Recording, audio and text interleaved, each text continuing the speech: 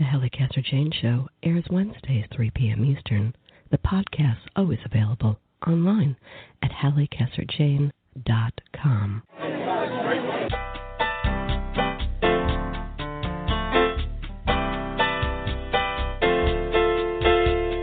Welcome to the Halli Casser-Jayne Show. I am your host, Halli Casser-Jayne. Let's talk. A divided America, a country reluctant to go to war, a country turning its back on genocide. The year 2016? No, the year is 1941, the subject of historian Marc Wortman's new book, 1941, Fighting the Shadow War. Mr. Wortman, my guest in our first half hour. And in our second half hour, it's our saucy, sassy, smart panel for our Broads Talking, the RNC convention, Melania Trump, Roger Ailes, and more. And we even wander into Turkey with Sheila Weller, Lisa Schiffren, Suzanna Andrews, and me bringing up the rear. So stay tuned. But before we begin, the Halli Casser-Jayne Show is brought to you by our new partner, Kobo, for all your e-reading services. And remember, the Halli Casser-Jayne Show is always available online at HalliCasser-Jayne.com.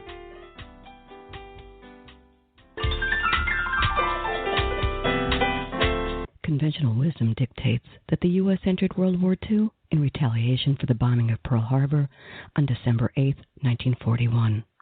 Historian Marc Wortman sees it another way.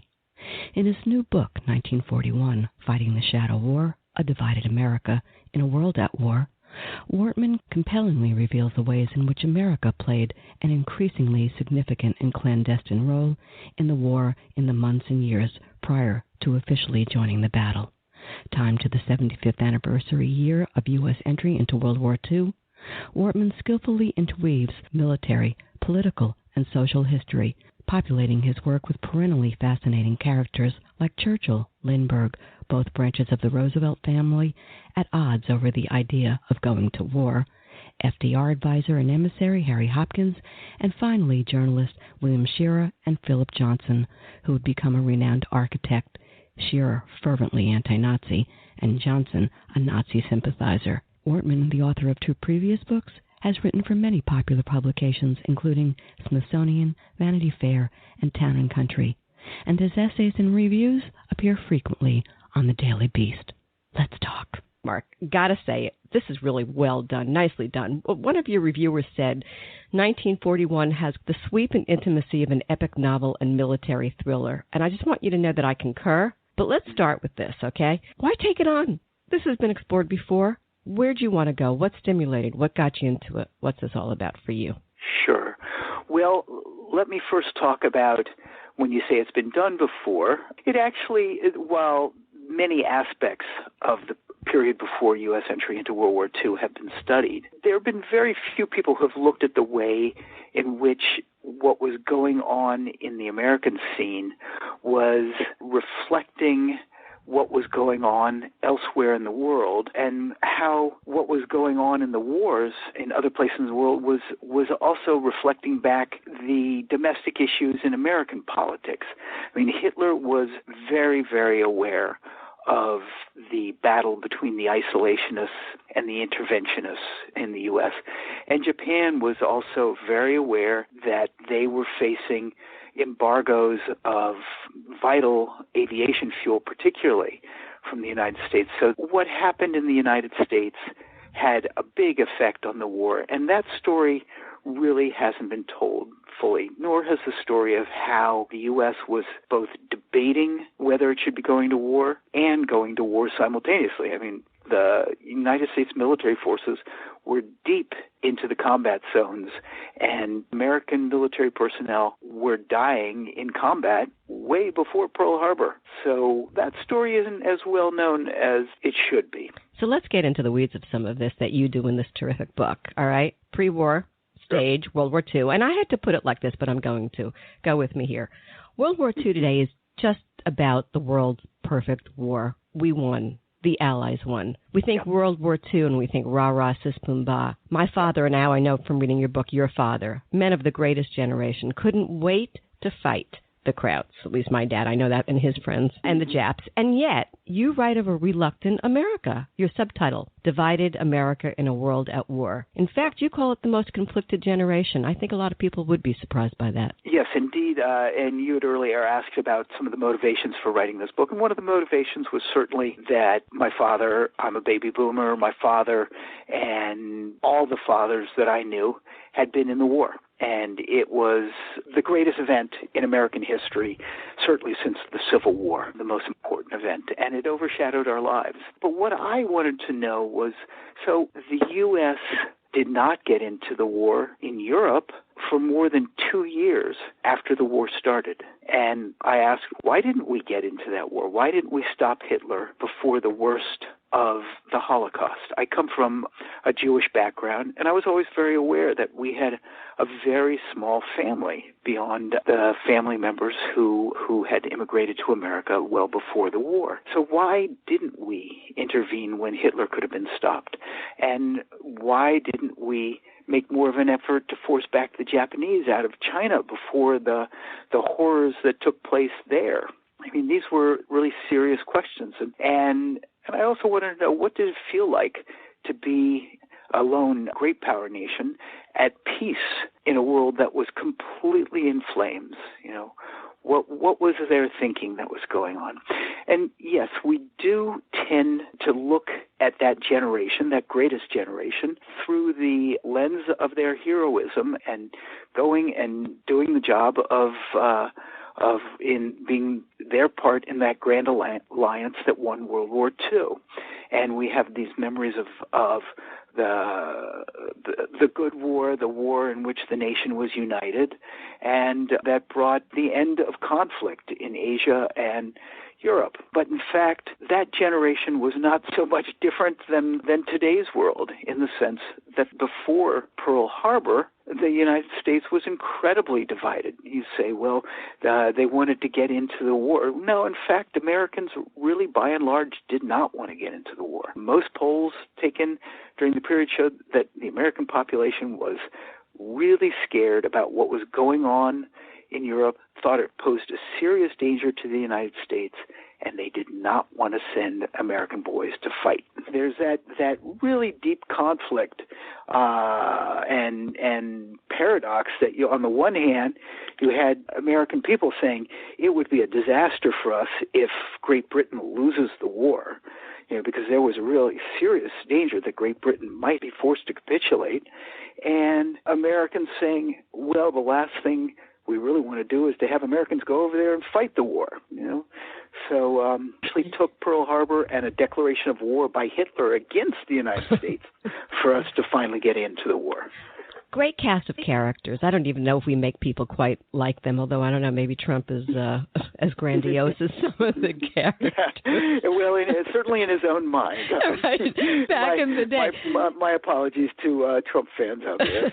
But I mean, it's really interesting to me. Let's look at Roosevelt for a second. I mean, he was really quite the character, and history's been kind to him in many ways, but not in all. He was a wily politician, that's for sure. He had a pulse on the hearts and minds of his constituents. And he was a reluctant warrior by nature. We know that.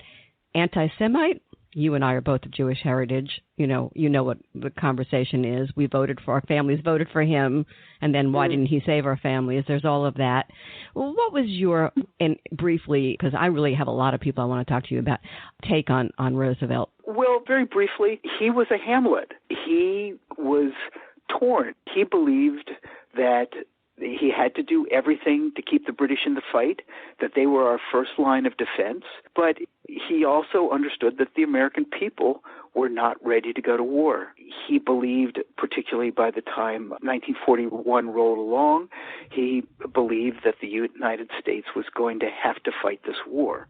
And yet he said, I'm not willing to fire the first shot. He had promised the Americans when he ran for president in 1940 for an unprecedented third term, that he would not send Americans to fight a foreign war unless we were attacked. And so he was doing everything he could to provoke attack by Hitler. And at the same time, he was really unwilling to do anything that would be perceived as having directly gone to war. He wasn't willing to go to Congress and ask for a declaration of war. Let's bring in Winston Churchill. Fascinating. We always have to bring in Winston Churchill. He is bigger than life. If there's anybody bigger than life, it's Winston Churchill. Seriously. You say that name, and don't you just get that picture of him, that grandiose figure that he was? Yeah. Fascinating guy. Talk a little bit about him and his position. Sure. Well, Winston Churchill was, at the start of the war, he was brought in in 1939 as the First Lord of the Admiralty, basically the head of the British Navy. And then after Germany invaded the lowlands in France, he became the Prime Minister. When he became Prime Minister in the midst of the war, he said, all the paths I've taken in life brought me to here, and I felt entirely comfortable to have this war in my hands. There was a man who was a warrior to the very soles of his feet, who was entirely confident in his role there and in his nation's ability to withstand what the Germans were throwing at them. However, he also faced terrible situation because the British Isles are an island nation, and they were dependent for so much foodstuffs, scrap metal, many of the weapons that they were using, oil from shipments coming in convoys, and the Germans were sending out these U-boat wolf packs and sinking the ships, the freighters, at such a fast rate that there was a serious danger that his nation could not withstand it. He began to write pleading letters to FDR asking for more and more U.S. aid. And he did what for him was an incredibly painful thing, which was giving up some of the Crown's colonies, giving the U.S. basing rights. This was a man who was deeply royalist. He was a big believer in the British Empire, but he wanted to get the American destroyers because they were so desperate. And occasionally he would write letters to FDR basically saying, you don't want to be responsible for England having to capitulate. And he said, I won't surrender, but my government might fall at the onslaught from the Nazis.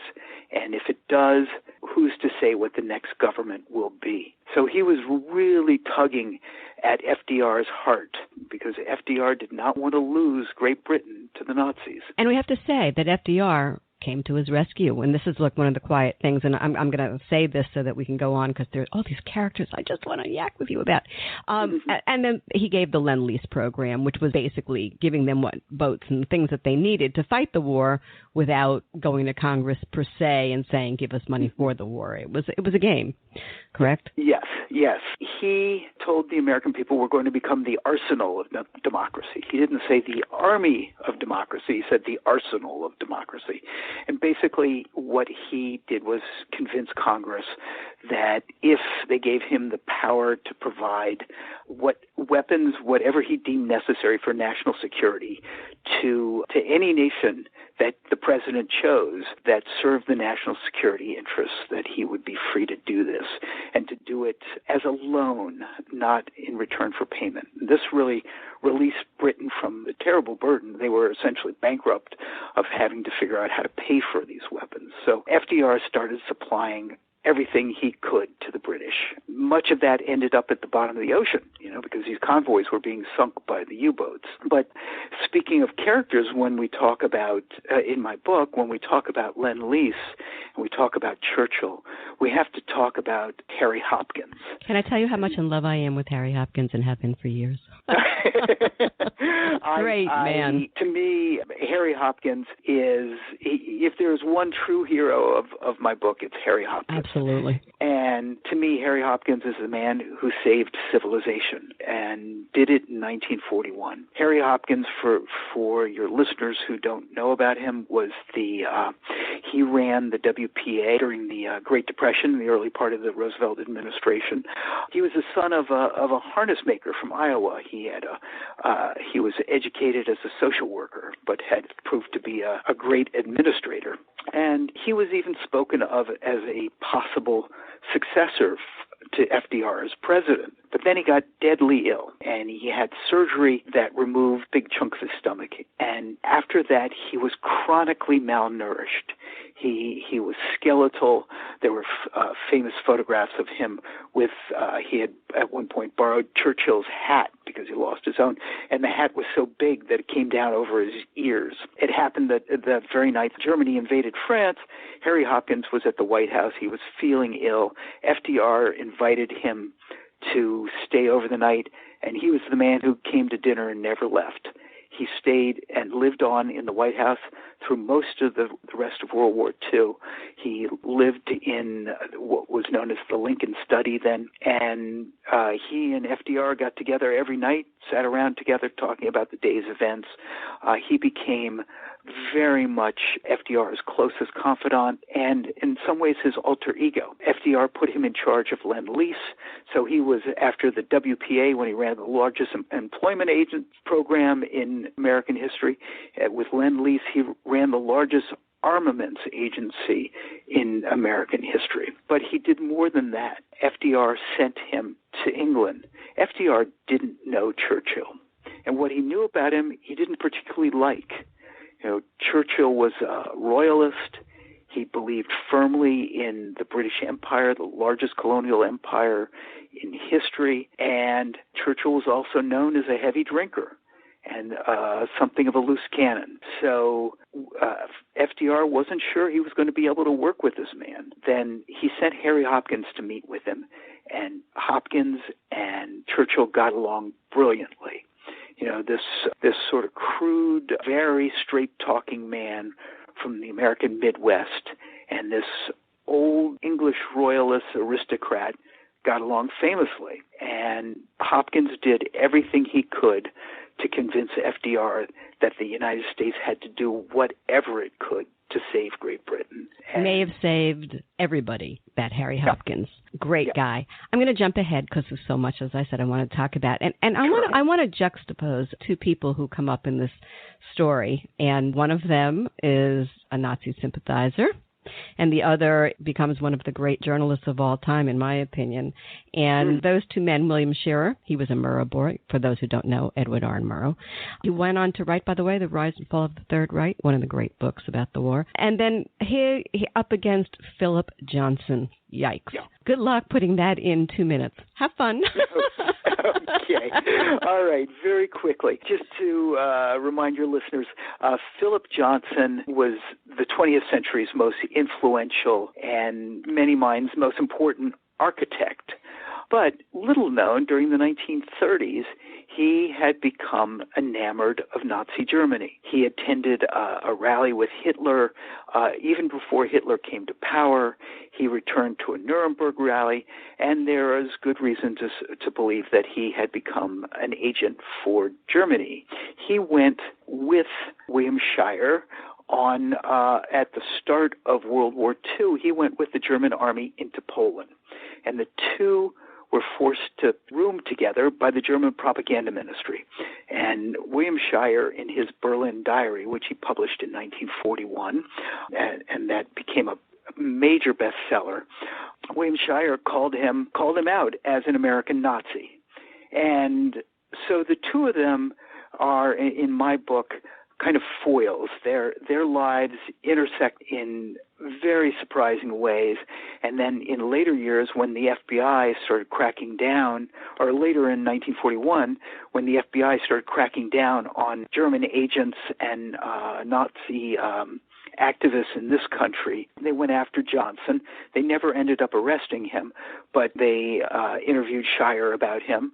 And you can read all of this in Johnson's FBI file. But Johnson was a very vocal, active American Nazi who was attempting to basically bring fascism across the ocean. Here's the interesting thing about him, though. He gets his butt saved by, of all people, Nelson Rockefeller. Yeah.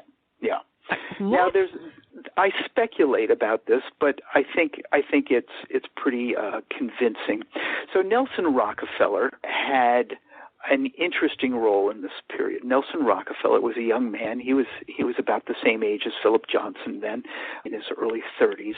And Nelson Rockefeller had become something of an expert on South America. And he thought of Latin America, South America, as our soft underbelly, because the Germans had been cultivating relationships there. Germany had agents throughout South America. They wanted to keep the flow of oil and rubber and some metals that were valuable for war industries coming from South America. It's no accident that many Nazis after the war fled to places like Paraguay and Argentina.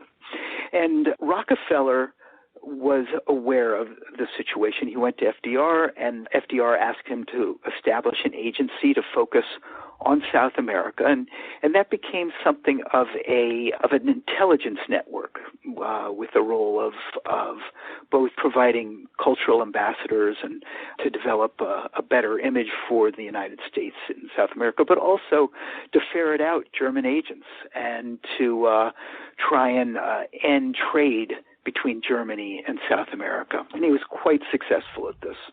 Now, Nelson Rockefeller, in the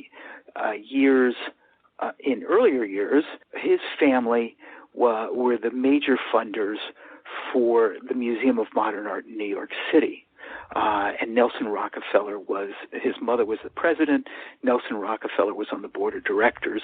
And Philip Johnson established the architecture department at the Museum of Modern Art, MoMA, in New York City. And Rockefeller considered himself something of a connoisseur of architecture. He was involved in the design of Rockefeller Center.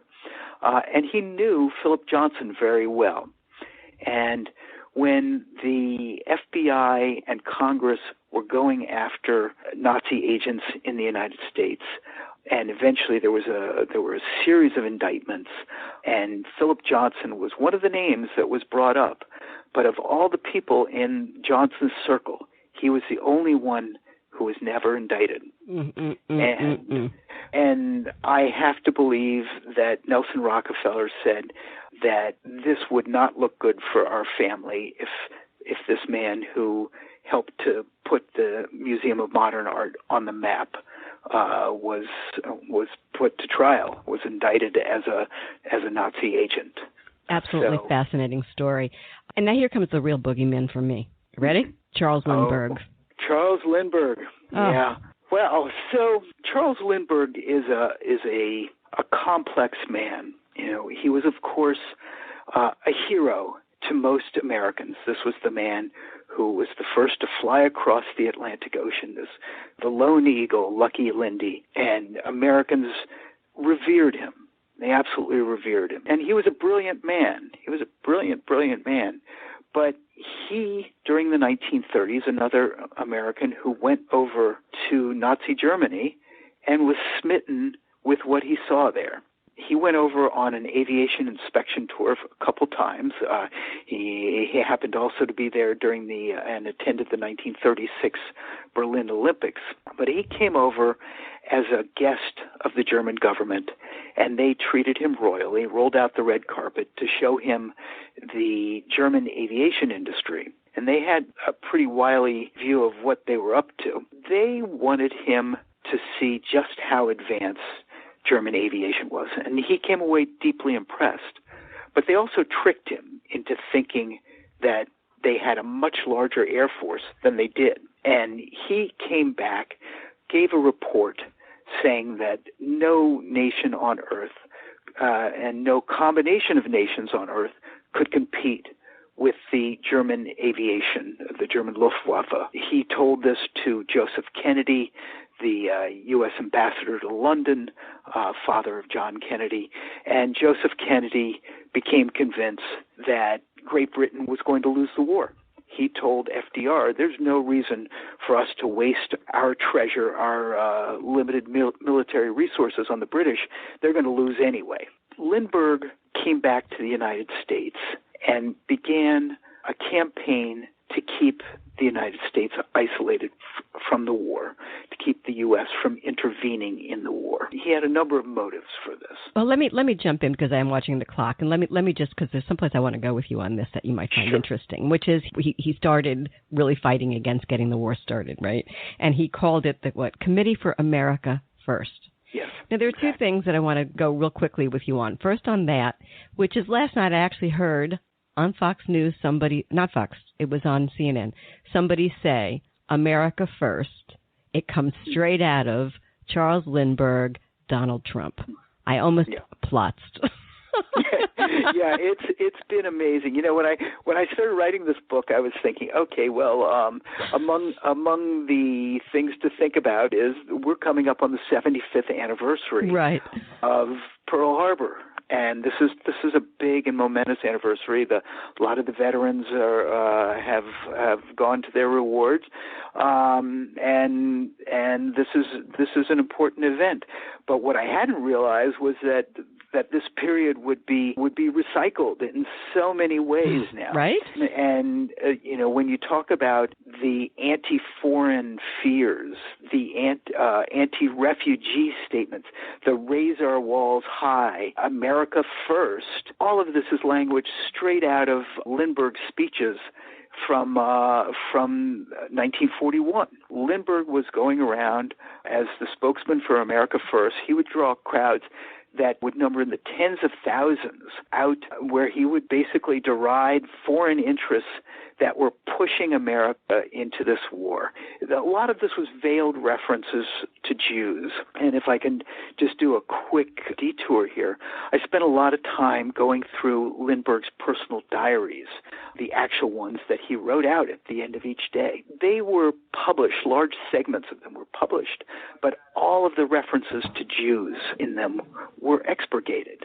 And reading these diaries, the man was obsessed. He spent page after page in these diaries writing about Jews, about their huge influence that he believed, despite all evidence to the contrary, was pushing the country against its will into the war. He believed that Jews were sabotaging his rallies. He thought that Jews were deliberately juxtaposing him with Hitler in newsreels. And he finally came out in public and said that blaming the Jews for reasons that he said were other than American, for pushing an unwilling America into war. And that caused huge controversy. Well, let's put it succinctly. He was an anti-Semite. Well, we have to be very careful about this. Why? He was because he was not an anti. I know some people who knew him, and he was not an anti-Semite in sort of a traditional, in a vulgar way. He wasn't somebody who would sit there and say, "Oh, I'm not going to work with this guy because he's Jewish. I'm not going to sit next to this woman because she's Jewish." He wasn't like that at all. What he was somebody who believed that Jews as a national group were other than American, acted in their own self-interest and separated themselves from Americans. And in that sense, he was deeply anti-Semitic. And he said things like, you know, Jews were going to bring down violence upon themselves. And he thought it was going to be worse in America than it was in Germany. So yes, in that sense, he was anti-Semitic, but you know, we have to be careful. There are nuances here. I don't know where I come from. No nuances. You either are or you aren't. Okay, but hey, let's not get into the weeds there. Listen, this book is terrific. There's so much in here. We didn't even get into Pearl Harbor or to some of this Japanese spy who you mention in the book and go into in great detail. There's just so much. And I want to end on this. I mean, kudos to you. You even went so far as to speak to a woman who had survived the attack at Pearl Harbor. Phenomenal piece of work. Got to give it to you. Applause. I've been speaking with Marc Wortman, author of 1941, Fighting the Shadow War, A Divided America in a World at War, by way of Atlantic Monthly Press. For more information on this terrific read, visit marcwortmanbooks.com. You are listening to the Halli Casser-Jayne Show. My guest today, Marc Wortman, author of 1941, Fighting the Shadow War, and Suzanna Andrews, Sheila Weller, Lisa Schiffren, and me, our panel of four Broads Talking. We'll be back in a minute. Stay with us. And we are back on the Halli Casser-Jayne Show. Thank you for being here. Okay, folks, they're back. Here's this week's edition of Four Broads Talking. In case you don't remember from last week, our ladies, or broads, we go both ways, are Sheila Weller, Lisa Schiffren, Suzanna Andrews, and me, Halli Casser-Jayne. I'll be joining in as well as moderating. Here we go. We're four broads talking. And here we are. We're on another segment of Four Broads Talking with gal writer Sheila Weller, our resident conservative, Lisa Schiffren, who I bet is going to have a lot to say today. And with us today, a new member of Four Broads Talking, the brilliant Suzanna Andrews, one of Vanity Fair's top writers on business, politics, culture, and crime. She's famously written about Arthur Miller's 40 years concealed Down syndrome son, and her Shattered Dynasty piece about the family feud that destroyed the, I can never say their name, Pritzker, right, Susanna? Excellent. I did good. Business empire, and Ms. Andrews has also written profiles of some of our most infamous characters, including Reverend Al Sharpton, Edward Snowden, Elizabeth Warren, who I doubt would like to be called infamous character, but I just did, and a whole host of people. So, as you were about to hear, Susanna has strong opinions. She's a perfect broad. We like broads with real strong opinions, and we want to welcome her aboard. So, I'm your host, Halli Casser-Jayne. Let's get started, girls, okay?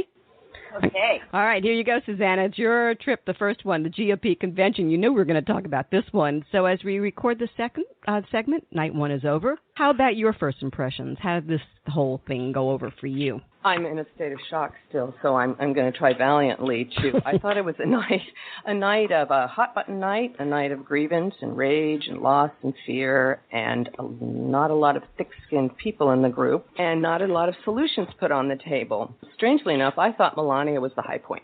I won't disagree with that, Lisa Schiffren. Why do I have a feeling you're going to say something completely and totally and utterly different? Well, yes. I grimaced when you said Melania was the high point, because I was a Cruz supporter, which probably appalls you, Susanna, but I swore I would vote for Donald Trump without necessarily being willing to defend him, and I will defend him, but I will not defend Melania, because she's just not my type. I think that we forget that until Hillary Clinton in 1992, no wives ever spoke at conventions. And ever since Hillary, first we added first lady potentials, and then we added the second ladies, and now we've got kids. I think enough of this. This is not who needs to be out there. Although it is true that Melania attracts a certain class of Republicans, let's call them the Fox News Republicans, who like looking at pretty women. So that's not a bad thing. But I thought that was the worst written speech I've ever seen in my life. Wow. I think that's extraordinary. Yeah, I was going to say, Sheila, you throw in your thing. I know it's going to be something else again. Okay, yeah. I thought it was totally banal. Even before I found out it was plagiarized, I thought it was totally banal. And the way she talked about the fashion empire and this and that, she could have made so much more of the fact of being from Slovenia, from being an immigrant, didn't do any of that. And he's such a good father. He's such a good family man. I know him. He's good.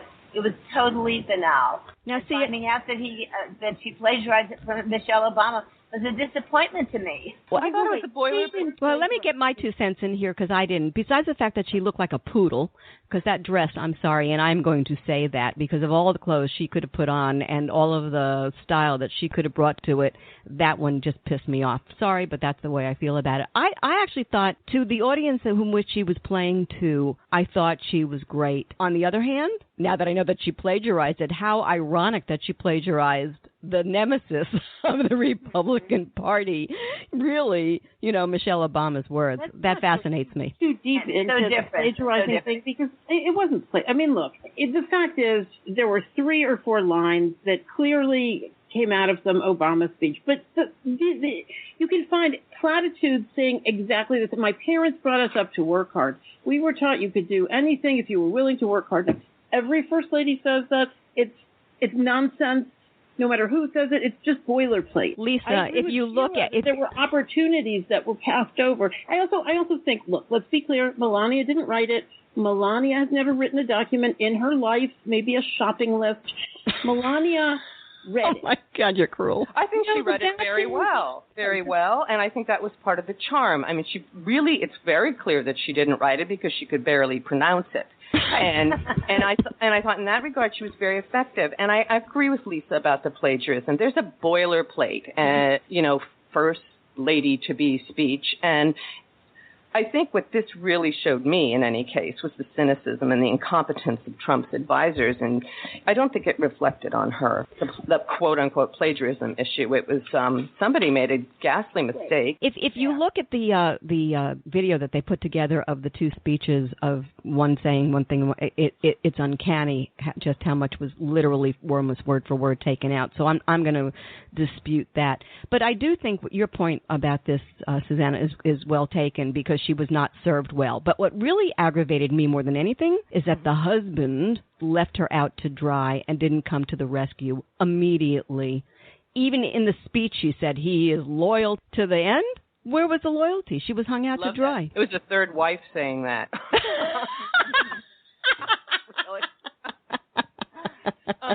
I think she's in the game with him. I don't think she was offended. I don't think this touches her. That's not the point. She's ashamed, and right. I think he came back to her scorching defense over the article in GQ and attacking that writer. So attacking that writer was anti-Semitic. There was a lot of anti-Semitism in those attacks on that writer. Right. What do you think about that, Lisa? Well, I'm not happy about that. I told you, I'm not defending Melania. I agree. I think there's some anti-Semitism there. I said that. I shouldn't have said that to you. Okay, well, all right. Okay. Have we finished this one and we should move on? Can we talk about the anti-Hillaryism in last night? Because I was stunned. What do you think? I mean, this is what a convention is. It's vote for our guy. Not for the other person. And the other guy. One at a time, gals. You can't hear you if you talk above each other. So, Sheila, finish what you were going to say, and then I'll throw it over to Lisa. Yeah, I was shocked that this is Patricia Smith, the mother of the Benghazi, the soldier, the gentleman killed in Benghazi, said Hillary should be wearing prison stripes. I'm sorry. I've listened to conventions. I've never seen or heard that. And the cheering and the egging her on with that. And Halli, you said you thought she was used. Whether or not she was used, I thought it was incredibly inappropriate and a really low bar. Let's for people who may not have seen it, let me throw out some names. What we're talking about is Patricia Smith, whose son was killed in Benghazi, is an ardent, strident anti-Hillary, blames Hillary for it all, just went to town on Hillary and so she should be behind bars. I mean, it was really rough and tough, and the audience was egging her on. My thought was that if she could have been stoned and pilloried Hillary if she were there, if she could have been flogged, they did a flogging of Hillary. I just thought it was inappropriate. It so upset me that I almost felt sick. I felt sorry for this woman who was obviously in so much grief, but she was egged on to take that grief and put it in a place that I don't think it was proper. Susanna, you must have something to say on this. Well, I'm going to be really old-fashioned. You know, I grew up, my father's in the State Department, and so that's, kind of the world in which I grew up, and it's just not done. And I'm going to speak also for the mother of the Navy SEAL. You make your choices. You've chosen to work how do you expect that you're going to work for the Navy SEAL, but you're surprised if you die? And in the case of the State Department, it's like you and your family do not go weeping and shrieking your personal political views and your political rage in public. Good. I was saddened. I agree with Halli totally. It was very manipulative, but I also think the convention last night was entirely powered by anti-Hillary feeling. What else was there? There was no for, right? There was no for movement. It was an anti-night. Right. Okay, I want to just say this. Go ahead. One, it was the first night. The first night is usually kind of irrelevant and low-key. In fact, in 2012, the Democrats lost their first night because of a hurricane, and nobody missed it. So the fact is it was the first night, and that is a time to set up the grievances. Patricia Smith, you know what? Yes, it's painful to watch that sort of thing. On the other hand, she's not complaining, I think, that her son died in the course of his duty. She is complaining that she was lied to in this very crass political way by Hillary to her face, as the nation was.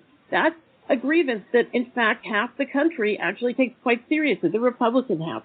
So But Lisa, can I ask you a question on that? I want to ask you a question on that. Is it okay to say because Hillary may have lied, she may have done whatever it was that she did in terms of answering to what happened there that night, does that make her the reason the kid is dead? I don't, and to blame, what I'm saying to you is it was an emotional meltdown by a mother in front of the world. It was so painful to watch. Why isn't somebody getting this woman help rather than fomenting her going after the former Secretary of State? You know, you can find anybody who's angry to the point of pain, and you can put them on a stage. Right. That's just a cheap shot. Exactly. Those years they had that mother whose name I now forget, Cindy, somebody or other. Oh, yes. George Bush. That was the Democrats. She was always front and center everywhere. This is something both parties Yes, do. I will give you that. That is true. That is true. And you know what? Every time there's a war, there's always a parent who will do this. So I would not hold Prison stripes. That's the opposite. Yeah, really. You know what? General Flynn, who I thought was hilarious, said, she's wearing a pantsuit. We want to see her in a prison jumpsuit. This is a very, scene you're going to hear a lot of, and most of us think it's kind of somewhere between horrific that this woman who really is kind of a criminal is running for president, and also a little bit funny. I don't see the humor in it, and it absolutely, as far as I'm concerned, does something to has turned our politics into something that it shouldn't be. And as long as we say it's amusing, it's snarky, isn't it darling, isn't it it happens, and accept it, I think that's wrong. And personally, I wish that we would change that kind of politicking. I would very much object to calling Hillary a criminal. Well, she's no criminal because she's never been found as a criminal, including by, Mr. FBI, Comey.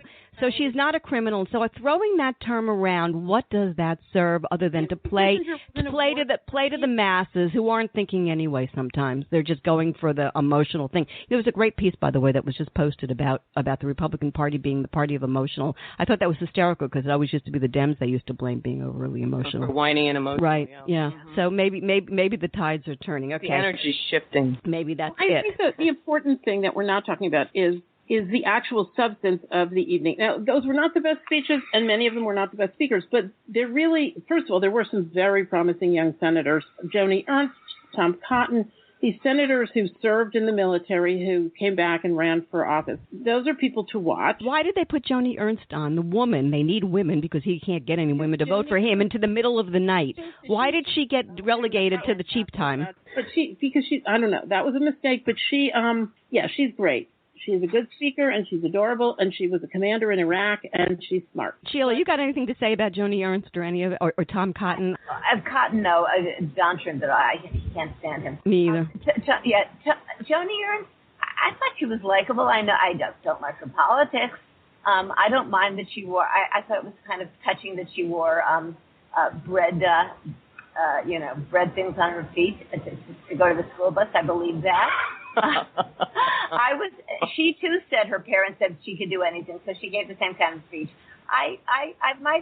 My ears are open to Joni Ernst. I think there was substance that we haven't discussed, which happened not on prime time, but late in the afternoon, which was the fight over the roll call vote. Yeah, I think you should bring that up. Talk about that. You had a huge, I thought, very surprising, dramatic, and intense, rising up by, was it majority on 6 states of delegates, majority of delegates on 6 delegations, demanding a roll call vote and being shouted down.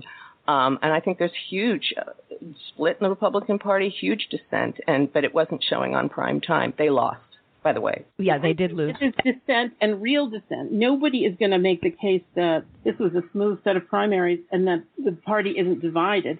On the other hand, I think that's the kind of thing that happens every single time in both parties, and people get shouted down. And a rejection of the candidate? A rejection of the candidate? Because that's what it was. The subtext was. You know what? Whoever is being nominated, we don't have nominating conventions anymore, right? It's all decided in advance. I think it'd be great to have a real convention, but that's not what this is. And, that was a maneuver by Ted Cruz and Mike Lee, both of whom I love and would rather see them running. But that was a maneuver that was doomed to fail.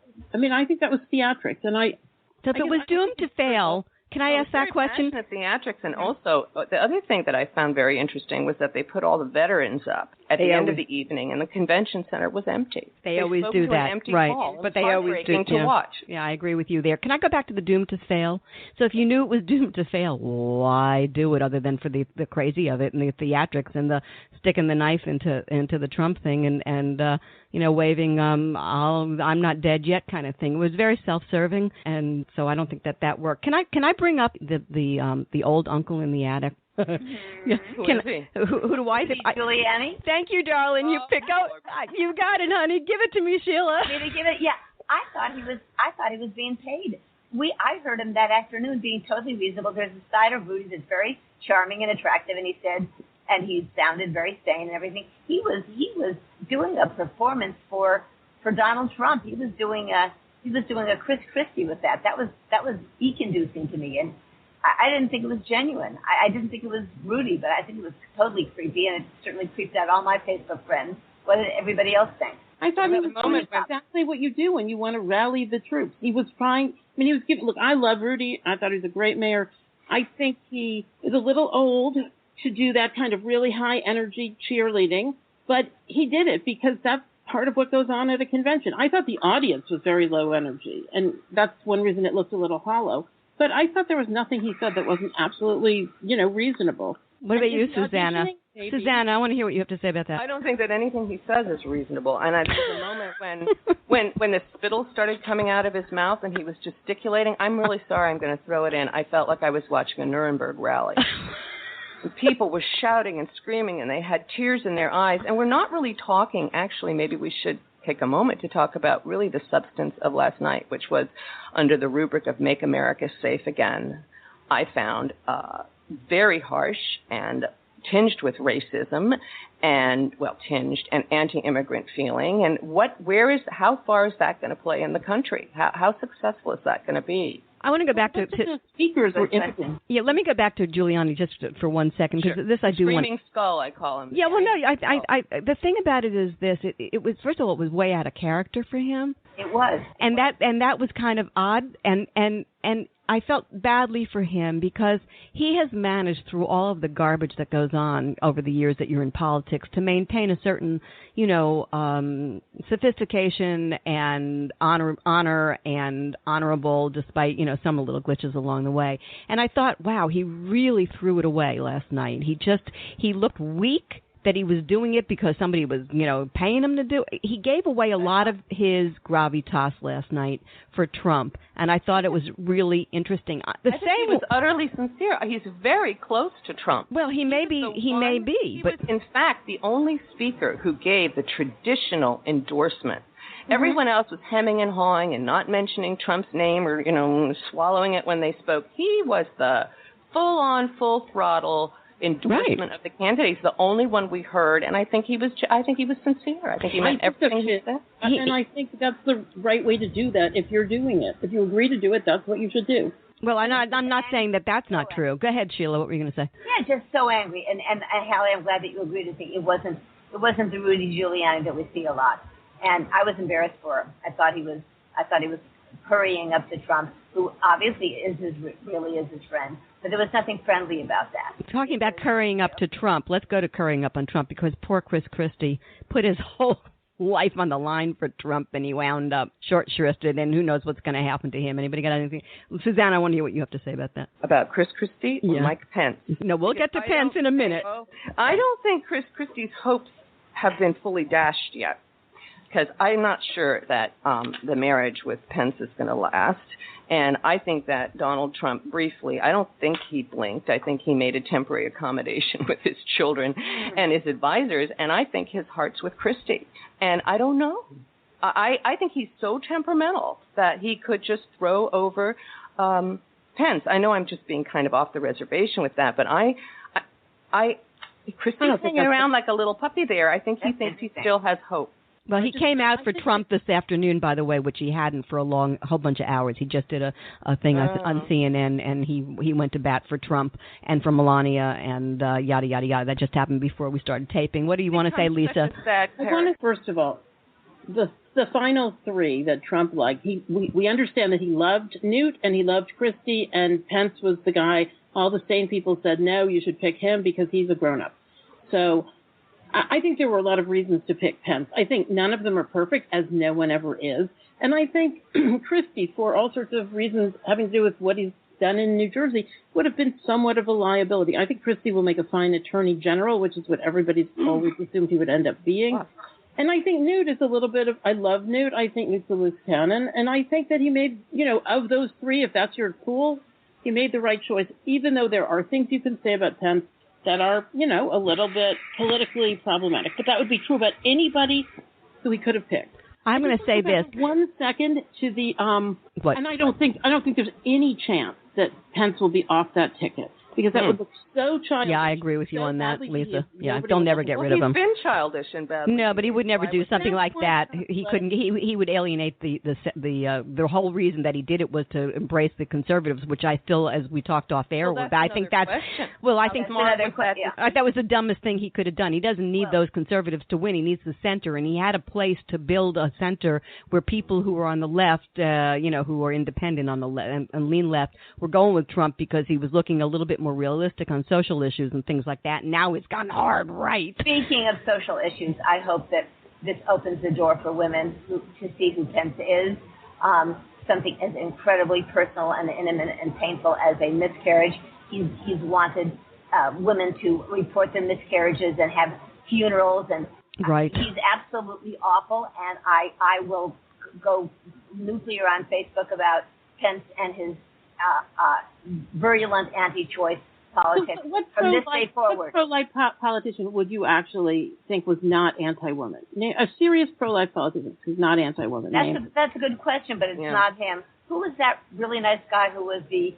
I'm sorry, it was a while ago. He was, I think, the the governor of Pennsylvania, and he was booed by pro-choicers, glad to speak, and that was wrong. That was a Democrat, Casey. Casey, okay. Is a Democrat not allowed to speak by Democrats? Well, here's the thing. Lisa, we don't want to go into abortion right now, and we will certainly get there. But I'm going to just say one thing to you about that, and because the question was interesting to me, what you said. My take on it is this. It's very hard for women who are pro-choice to understand why men on any level want to get involved in this conversation. So they automatically look to women who have made the decision for themselves to be pro-choice, that men look like they're trying to control. So the question is an odd question and a difficult one to give you an answer that will make you happy, because built into the question is an answer that there is no answer to, because the thinking is so different, so incredibly different. Now, I hate to do this, but I'm going to do this, okay? We got to switch gears, and I am not closing the show out this week without bringing up Megyn Kelly. Whoa, babies. Who also was dressed last night in white like Melania and looked like her twin sister. Oh, those Republican women. She comes out and says Ailes hit on her. Anybody want something to say about that? No surprises there. Okay. I was just curious. As she mentioned, it was reported that she said it happened early on in her career. I want to know how she fended him off all those years afterwards. Why do you? Or she got too old for him. What? Why don't I mean, my assumption is that was the start of her career. That's how she got from A to B. Ooh. It's a tough situation, I'll tell you, because I said the same thing about Gretchen. She obviously, this didn't happen just yesterday. This has been going on, and all of these women just sit there and kind of don't open up about it. We talked about that last week, and I think that was something that we need to question about all of these women. Well, why now? And I also think it's interesting that story came out today after another story came out that didn't get a lot of play because of what was going on at the convention, and that is that the Ailes, the Rupert Murdoch kids all said Ailes is out. Did you all see that? Said to agree as well. Right. So what I'm saying to you is she didn't come out. She didn't put herself on the line publicly until after she got the nod that it was, She never put herself on the line publicly. Yeah. Somebody leaked it from the Paul Weiss investigation. Oh, is that so? I didn't even see that part. Oh, yeah. Okay. So that's even worse. I know. Has she responded? We have to be fair. We all have our stories, and you're climbing and you're young, and these horrible things have happened to so many women, and it's a completely different frame of mind that you're in when you're young, and this happens to you, than when you're older. And, you saw their moments, the Anita Hill syndrome. It's like, you won't be alone. People are turning to this issue. The question has come up. Your conscience you can no longer live with your conscience by being silent. But I sympathize.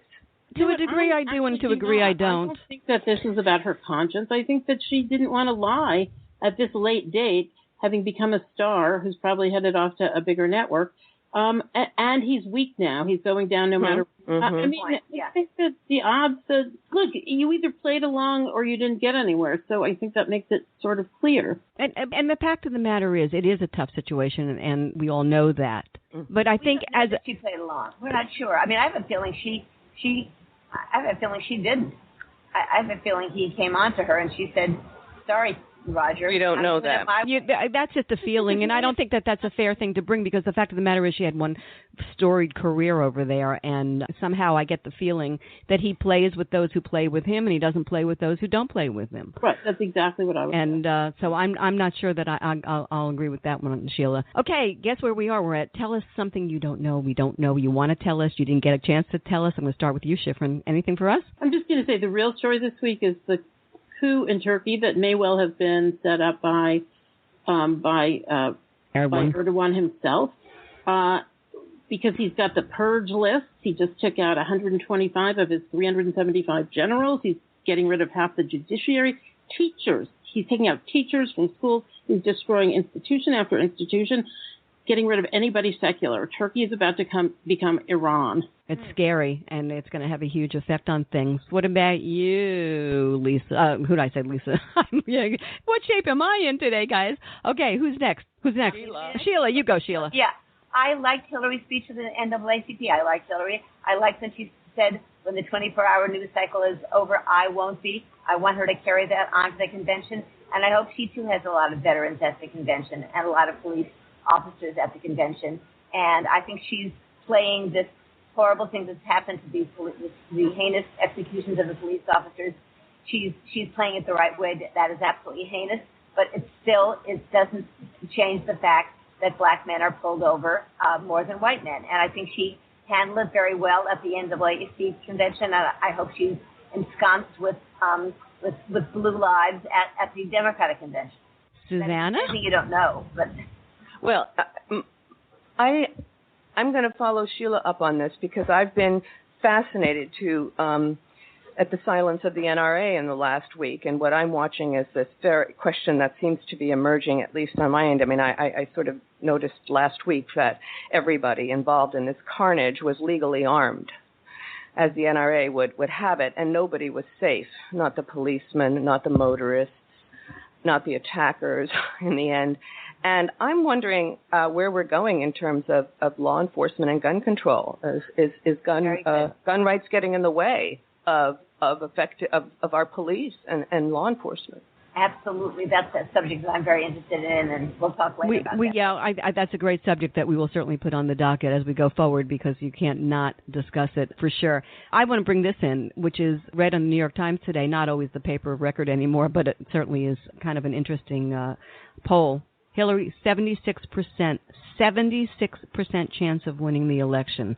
That's great. Are you a gambling woman? Honey, here's what I am. I find that number pretty extraordinary at this point. I'm worried about the 25%. You're like, what are they thinking? What are they thinking? But if the Times is putting that out, Trump is looking at that, and that great entrance that he made last night to the "We Are the Champions." The Beyoncé entrance. Trump, he looked like a rock star. I mean, there you go. So his entrance is our exit. Ladies, it's been a terrific week. Thank you. Thank you. Join us next week for another edition of the Halli Casser-Jayne Show, Wednesdays, 3 p.m. Eastern, always available online at hallicasserjayne.com. My guest next week, Mary Ann Williamson. And our 4 Broads Talking panel will be back. Don't miss it. See you there. Thanks so much for tuning in to the Halli Casser-Jayne Show, a production of Resec LLC. Associate producer, Suzanne Probst. Music by Tony Rosales Jazz. Visit hallicasserjayne.com.